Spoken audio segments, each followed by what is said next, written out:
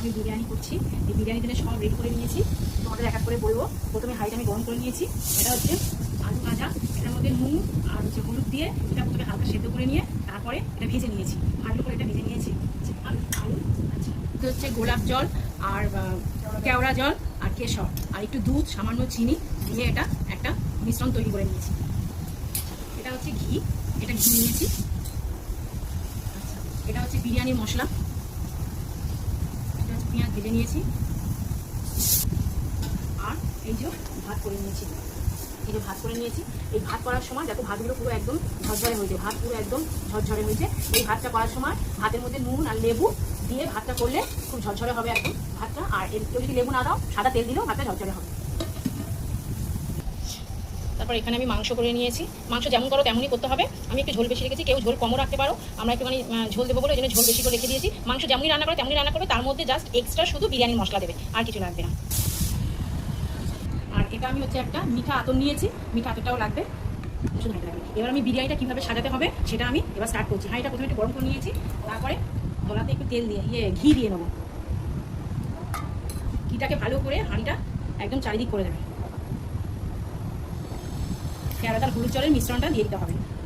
এইটা আমরা তলায় দিচ্ছি যাতে হালকা করে ফুটে ফুটে পুরো ভাবে বিরিয়ানিটা ভালো করে দমে দিয়ে পুরো হাঁড়িটা ভালো করে এরকম করে নিতে হবে। একটুখানি দেখেছি, ভাত দিচ্ছি, হ্যাঁ তারপর ওটা বস করে দাও। বস করে দিয়েছি। ওই সেরকম বলা ভালো নয়, আমি আবার ওটা ভিডিও তো হচ্ছে, ওটা অফ করে নিজে আবার বলে নেবো। তুই এসেছিস কেন? আমি অ্যালেক্স দেখাবো। অ্যালেক্স, অ্যালেক্স, এই যে বিরিয়ানি খেতে চলে এসছে, ভাতটা দিয়ে দিলাম। এরপরে আমি হচ্ছে আলুটা দিয়ে দেবো, সাজিয়ে সাজিয়ে ঠিক দিয়ে দেবো। দাঁড়া বাবা, বাবা চুপ করে বসো না।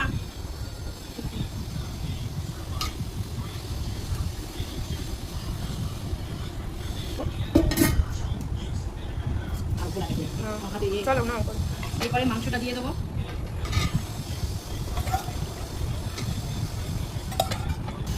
এরপরে আবার এর মধ্যে একটু গোলাপ জলের মিশ্রণটা দিয়ে দেবো, ঘিটা দেবো। শুধু হাঁড়িটা দেখাতে বলছি, আশেপাশে জিনিস আমারই দেখা যাচ্ছে। এবার একটু বিরিয়ানি মশলাটাও দিয়ে দেবো। করেছো? এরপরে পুরো ভাতটাই দিয়ে দেবো। ভাতটা উপরে দিয়ে ভালো করে সাজিয়ে নিলাম, নিয়ে এবার এই মিশ্রণটা ওটা ভালো করে দিয়ে দিতে হবে যাতে পুরো জমটা হয়। এই ঘিটা আছে, ঘিটা পুরো দিয়ে দিলাম। বিরিয়ানির মশলা, এর মধ্যে অনেকে ডিম দিয়ে করে। যদি তোমরা কেউ ডিম দিয়ে করতে চাও তাহলে ডিমটাই ওপরেই দিয়ে দেবে, বা মাংসটা ভেতরে আর ডিমটাই ওপরে দিয়ে সাজিয়ে রাখবে। আমি ডিম দেবো না, ডিম দিইনি। এরপরে দেবো, তারপরে ওটা দেবো, নাহলে ওটা আগে দিলে মিঠা আতরের গন্ধ, এটা শুধু ওর মধ্যেই পড়বে, ওই জন্য আগে মিঠা আতর দিয়ে তারপরে বেরেস্তাটা দেবো।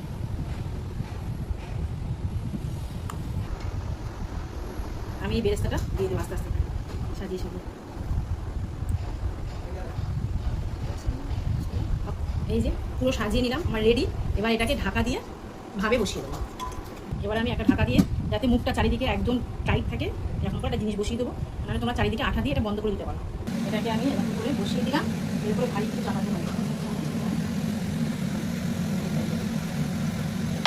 আর আমি এটা চাপিয়ে দিই, বসিয়ে দিলাম। ঢাকা দিয়ে রেডি বিরিয়ানি। বন্ধ করতে এটাই দেখাচ্ছি।